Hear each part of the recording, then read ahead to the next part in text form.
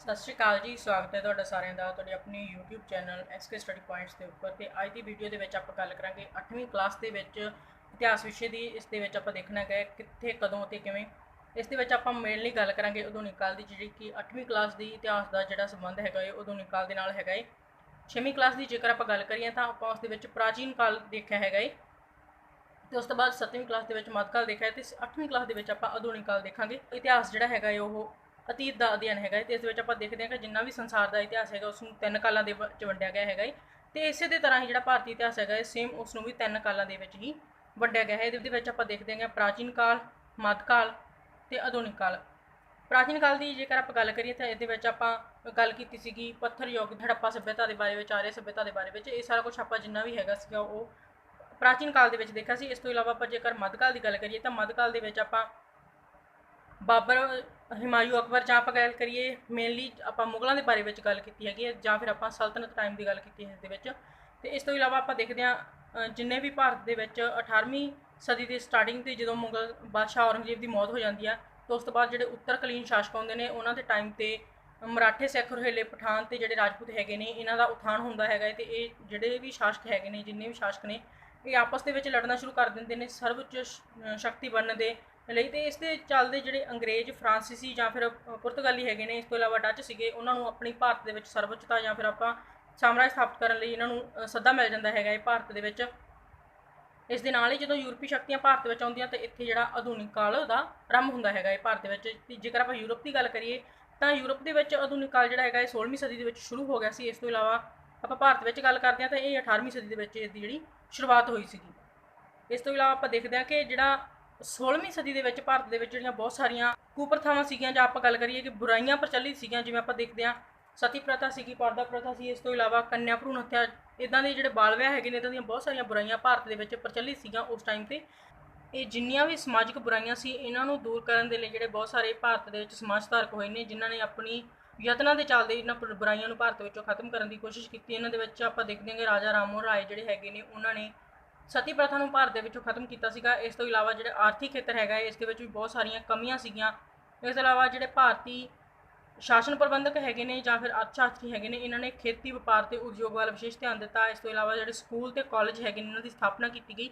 स्कूलों के पूर्वी भाषावां के नाल नाल विदेशी भाषावां की भी सिखलाई दी जाती सी। इहदे लई जिहड़े लॉर्ड मैकाले है ने वो मेनली जिम्मेवार है ने। पश्चिमी सिक्ख्या ते साहित्य के नाल नाल जिहड़े पश्चिमी विचार सीगे उन्होंने भी भारतीयों ने ग्रहण किया, तो जिहड़े उन्होंने विच जागृति आई। भारत के लोगों ने पश्चिमी सभ्याचार, इतिहास ते दर्शन शास्त्र बारे ज्ञान है प्राप्त किया। उन्होंने आज़ादी, बराबरी ते भाईचारे की भावना जी पैदा हुई सी। भारतीय लोग जो सिक्खित हो जाते हैं तो उन्होंने फिर अंग्रेजी राज को खत्म करने लई, या फिर आप कहिए कि उन्होंने अपनी जी मातभूमि हैगी उनके शोषण के विरुद्ध जी आवाज़ चुकनी शुरू कर दी सी।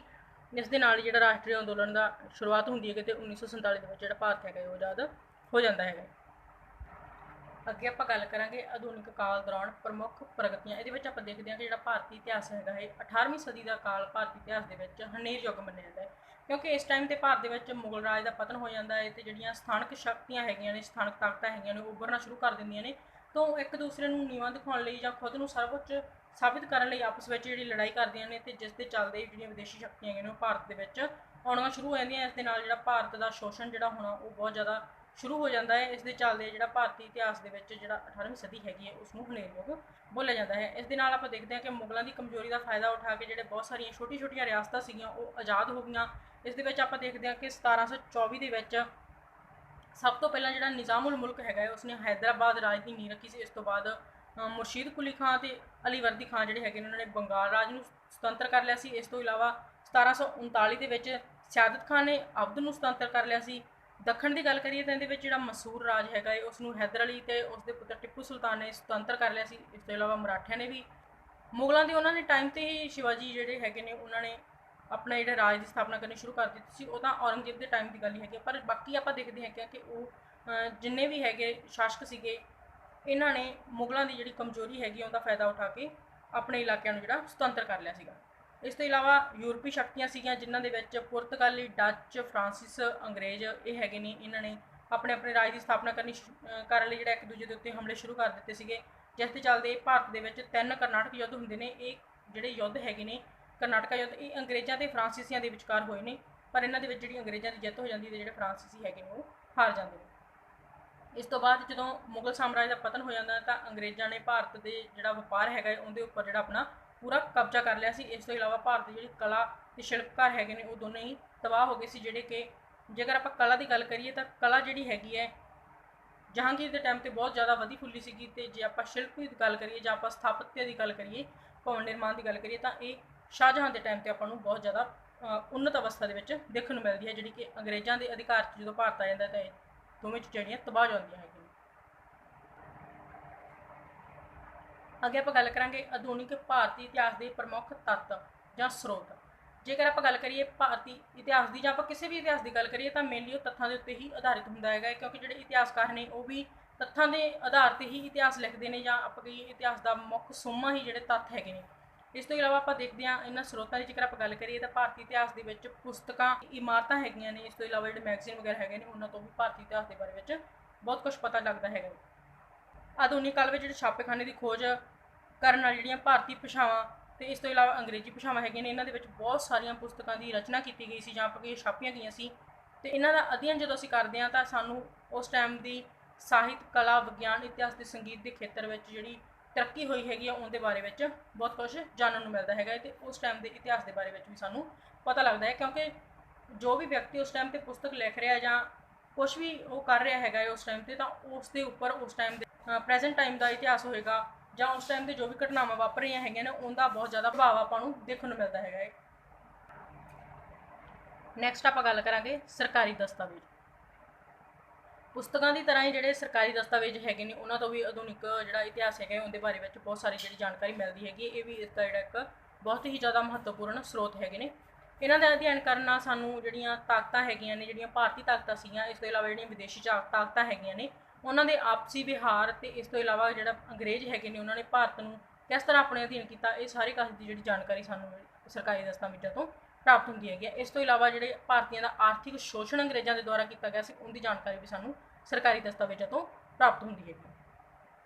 ਅੱਗੇ ਆਪਾਂ ਗੱਲ ਕਰਾਂਗੇ ਅਖਬਾਰ, ਮੈਗਜ਼ੀਨ ਤੇ ਰਸਾਲਿਆਂ ਦੀ। ਇਸ ਦੇ ਵਿੱਚ ਆਪਾਂ ਦੇਖਦੇ ਹਾਂ ਕਿ ਜਿੰਨੀਆਂ ਵੀ ਪੁਸਤਕਾਂ ਜਾਂ ਫਿਰ ਸਰਕਾਰੀ ਦਸਤਾਵੇਜ਼ ਹੈਗੇ ਨੇ ਉਹਨਾਂ ਦੀ ਤਰ੍ਹਾਂ ਜਿਹੜੇ ਵੱਖ-ਵੱਖ ਭਾਸ਼ਾਵਾਂ ਵਿੱਚ ਅਖਬਾਰ ਛਾਪੇ ਜਾਂਦੇ ਸੀਗੇ ਉਹਨਾਂ ਤੋਂ ਸਾਨੂੰ ਉਸ ਟਾਈਮ ਦੇ ਇਤਿਹਾਸ ਦੇ ਬਾਰੇ ਵਿੱਚ ਸਾਨੂੰ ਕਾਫੀ ਜਿਹੜੀ ਜਾਣਕਾਰੀ ਮਿਲਦੀ ਹੈਗੀ ਹੈ। ਇਸ ਤੋਂ ਇਲਾਵਾ ਜਿਹੜੇ ਵੀ ਅਖਬਾਰ ਉਸ ਟਾਈਮ ਦੇ ਛਪਦੇ ਸੀ ਉਹਨਾਂ ਦੇ ਵਿੱਚੋਂ ਦੀ ਟ੍ਰਿਬਿਊਨ ਤੇ ਦੀ ਟਾਈਮਸ ਆਫ ਇੰਡੀਆ ਇਹ ਅੱਜ ਵੀ ਛਪ ਜਾਂਦੇ ਹੈਗੇ ਨੇ। ਭਾਰਤੀ ਇਤਿਹਾਸ ਦੇ ਬਾਰੇ ਵਿੱਚ ਸਾਨੂੰ ਪੁਰਾਣੇ ਜਿੰਨੇ ਵੀ ਅਖਬਾਰ ਹੈਗੇ ਨੇ ਉਹਨਾਂ ਤੋਂ ਕਾਫੀ ਜਿਹੜੀ ਨੌਲੇਜ ਉਹ ਪ੍ਰਾਪਤ ਹੁੰਦੀ ਹੈਗੀ।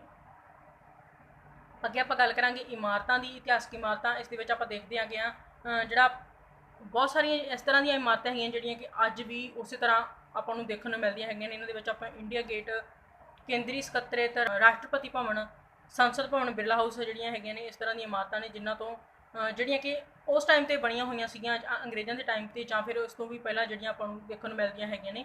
ਜਿਵੇਂ ਆਪਾਂ ਲਾਲ ਕਿਲ੍ਹਾ ਦੀ ਗੱਲ ਕਰੀਏ ਤਾਂ ਇਹ ਸ਼ਾਹਜਹਾਂ ਦੇ ਟਾਈਮ ਦਾ ਬਣਿਆ ਹੋਇਆ ਆਪਾਂ ਨੂੰ ਦੇਖਣ ਨੂੰ ਮਿਲਦਾ ਹੈਗਾ। ਆਪਾਂ ਨੂੰ ਉਸ ਤੋਂ ਜਿਹੜਾ ਸ਼ਾਹਜਹਾਂ ਦੇ ਇਤਿਹਾਸ ਦੇ ਬਾਰੇ ਵਿੱਚ ਵੀ ਜਾਣਕਾਰੀ ਮਿਲਦੀ ਹੈਗੀ ਹੈ। ਇਸ ਚਿੱਤਰ ਦੇ ਵਿੱਚ ਆਪਾਂ ਰਾਸ਼ਟਰਪਤੀ ਭਵਨ ਵੇਖਦੇ ਹੈਗੇ ਹਾਂ ਜਿਹੜਾ ਕਿ ਦਿੱਲੀ ਦੇ ਵਿੱਚ ਮੌਜੂਦ ਹੈਗਾ ਹੈ। ਇਸ ਤੋਂ ਇਲਾਵਾ ਇਹ ਵਾਲਾ ਚਿੱਤਰ ਜਿਹੜਾ ਸੰਸਦ ਭਵਨ ਦਾ ਹੈਗਾ ਇਹ ਵੀ ਦਿੱਲੀ ਦੇ ਵਿੱਚ ਮੌਜੂਦ ਹੈਗਾ ਹੈ। ਇੰਡੀਆ ਗੇਟ ਵੀ ਦਿੱਲੀ ਦੇ ਵਿੱਚ ਹੀ ਸਥਿਤ ਹੈਗਾ ਹੈ। ਅੱਗੇ ਆਪਾਂ ਗੱਲ ਕਰਾਂਗੇ ਚਿੱਤਰਕਾਰੀ ਤੇ ਬੁੱਤ ਕਲਾ ਦੇ ਬਾਰੇ ਵਿੱਚ।